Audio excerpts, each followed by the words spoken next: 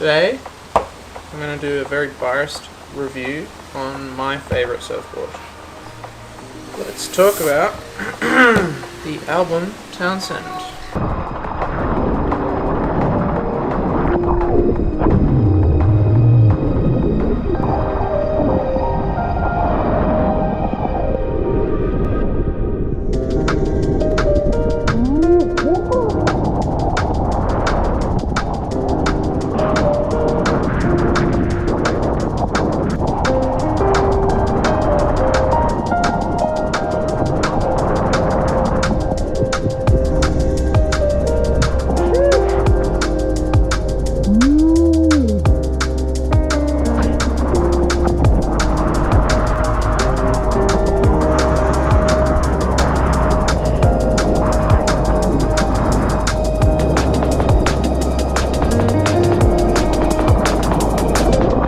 So, why I bought it.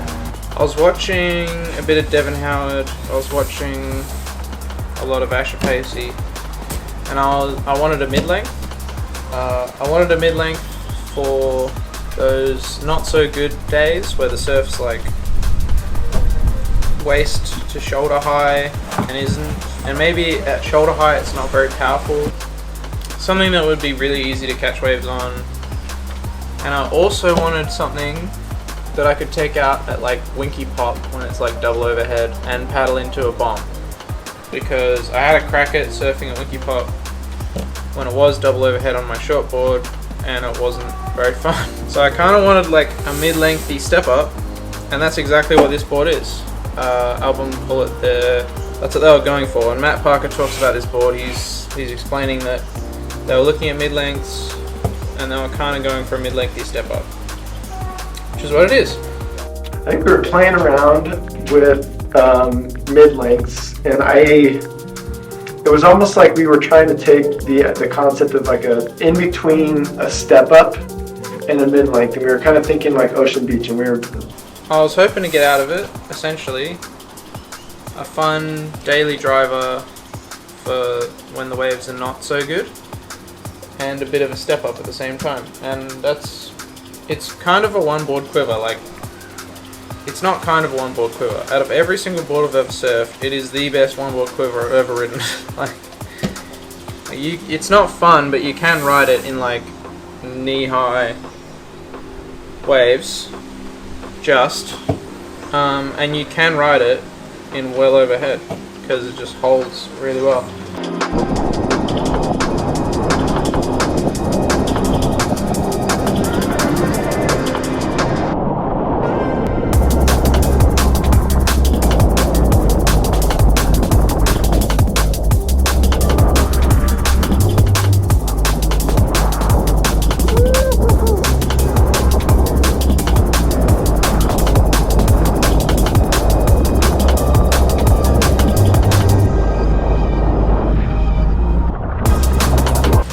So how is it supposed to work? It's supposed to work with this wide point forward. You've got a big nose up here. So lots of volume up in the chest. So easy to catch waves. And then once you get back on the tail, the rail is pinched down quite a bit. So especially towards the tail, it gets like, it's a sharp rail. All the way on your toe side, you've got that rail ending in a pin, essentially. So you've got loads of hold and drive. And on your heel side, it's still a sharp rail, but you've got a shorter rail line, so the idea is you can climb up into the face a little bit easier. So it's a little bit easier to pivot off your heel. Twin fin on your toe side is set back. If you set it back a little bit, you'll end up with more drive on your toe side.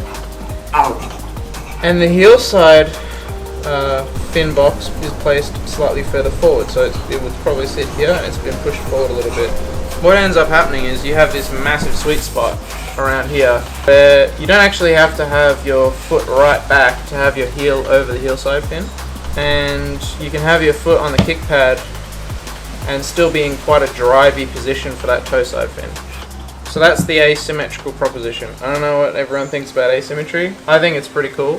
Basically, toe side, you've got a bigger lever with your foot. Your foot's torque is force times radius. So if you've got, if you think about your foot, is that like 20 centimeters versus your heel side radius on your lever arm is like 4 centimeters. So then you've got a much bigger radius on your toe side, so you can generate way more torque, so you can drive that railing way harder. So longer rail line, you benefit from it. And then heel side, it's a lot harder, shorter rail line, you benefit from it. That's the idea. Anyway, rocker, it's probably got more rocker than like a CI mid or those kinds of board. Like, it's not a super flat rocker because of the twin fin. It generates speed more efficiently. So the rocker, even though it's got more rocker than you'd kind of think for like a smallish wave mid-length, it still works, even though it has like that. It's got quite a bit of nose lift and a little bit of tail lift. And then the bottom contours, a single, double starting about here gets really pronounced, and it's just a single, double, it seems like, until you get up to the back, and then it's just flat out the back. It kind of swoops down towards the heel side a little bit, but yeah, basically loads of volume, wide point forward, pinch down rails, sharp rails at the back, a bit more forgiving rails up the front, beak nose, asymmetrical tail. Asymmetrical fin placement. That's basically this board summarized in terms of its shape. It feels extremely maneuverable for what it is. So this is a 6.8 and it's like 39.5 liters. I'm not a particularly good surfer, I'm an intermediate surfer, I'd say, but it's very nimble. Once you get your foot back over the fins, this thing is nimble as. Long, sharp, pulled in tail holds so nicely in a hollow wave. We have this right hand reef brake that we love. That pulled in tail really helps in a hollow section of the wave. It's a little bit, it's not a hindrance in a fat, not so hollow wave. In small waves, it is. Like, I feel like if you had a 6.8 CI mid or something else with like super flat, a little bit more tail, less rocker, you'd probably have more low end range. But this board has got, I would say, way more high end range in terms of like much bigger waves you can surf it in, and it'll still hold and feel super comfortable. The result is an awesome board. Paddle's amazing, get into good waves early, gets you onto small waves, feels nimble as fuck, feels so maneuverable underfoot. Like, once you get your foot back over these twin fins, you've got so much looseness because of you don't have the center fin, and because of that asymmetrical fin placement, you've got so much pivot on your heel side with so much drive and speed tapped in on your toe side with the longer rail line. Like, it honestly feels like a short board in like a mid-length package to me. I'm not doing crazy shortboard maneuvers, but I'd say mid-lengths in general are sick and everyone should have one. So much fun, so much glide, so much easy to get waves on.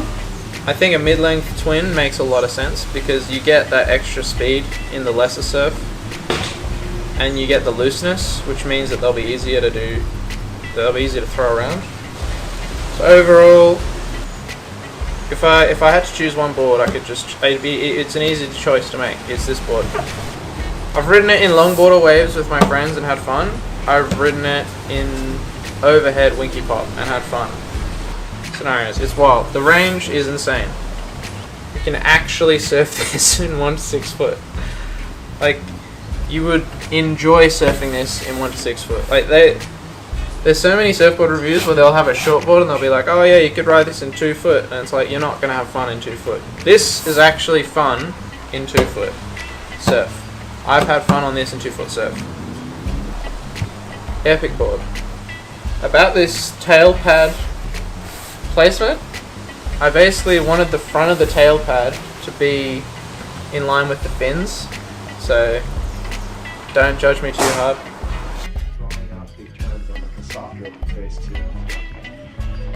One of my favorite boards. If I was traveling, this is like, and you can only take one board on a trip, this would be a really good one to bring because it'll kind of tick all the boxes. You can surf in small waves, zing it around, step up and skid, tubes.